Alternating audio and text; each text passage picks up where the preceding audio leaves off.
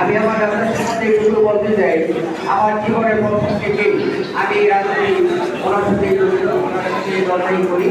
এই পর্যন্ত যতবার আমি ওনার সাথে আমি সাহায্য লাভ করেছি, আমি যখন ঢাকা বাসায় যেতাম, উনি নিজ হাতে আমাকে তরকারি দিয়ে ভাত খাওয়াইতেন, নিজ হাতে ভাত খাওয়াই দিলেন।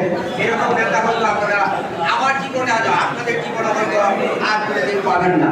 তাই আমি আশা করবো ওনার সুযোগ্য সন্তান জনাব নাসির খান চৌধুরী উনি আগামী দিনে আমাদের নামদারে নেতৃত্ব দেবেন এবং উনি আনার বিকাশ যে সমস্ত কাজগুলা বাকি আছে সেগুলো কাজ করার জন্য আমাদের সাথে কথা দিয়েছেন। আমি প্রায় মাসে একবার না দুইবার ওনার সাথে কথা বলি, উনি প্রতিদিন আমাদের সাথে কথা বলছেন। যাই হোক, আমি আপনাদের সাথে এটুকুই বলি যে বিভিন্ন ধরনের কুসংস্কার, বিভিন্ন ধরনের আমাদের একটা সম্বন্ধে কথাবার্তা বলতেছে।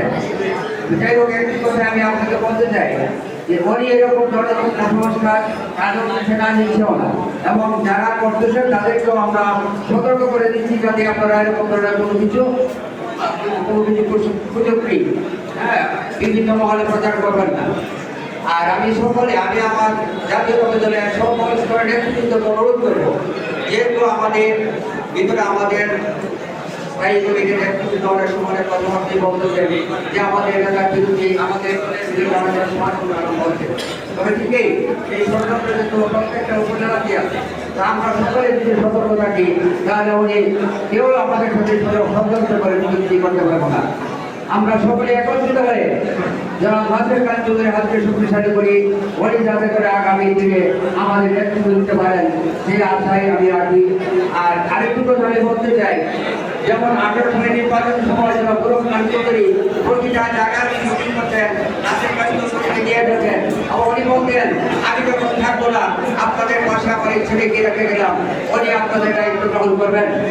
আরেকটু কথা বলে দেখুন, যেই ছেলে যতদিন থাকবে ততদিন পর্যন্ত নামদায় জাতীয়তাবাদকে রক্ষা করবে, আমার ভক্ত যারা আছে সকলকে আপনাদেরকে আমার কাছে রাখবে এবং আপনাদেরকে সবসময় সহযোগিতা করবে।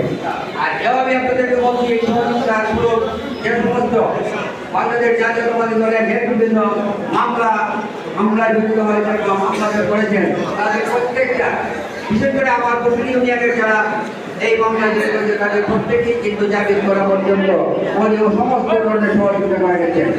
তাই আমি আমাদের বাংলাদেশ জাতীয়তাবাদী দলের সকল স্তরের নেতৃত্বকে অনুরোধ করবো, আপনারা বিভিন্ন ধরনের কথা শুনে মন খারাপ করবেন না এবং মনটা নষ্ট করবেন না। আমরা সঠিক রাস্তায় আছি, আমরা সঠিক রাজনীতিবিদ যেটা পুরোপুরি নেতৃত্ব করেছেন, আমরা সেই দলের সাথে আছি।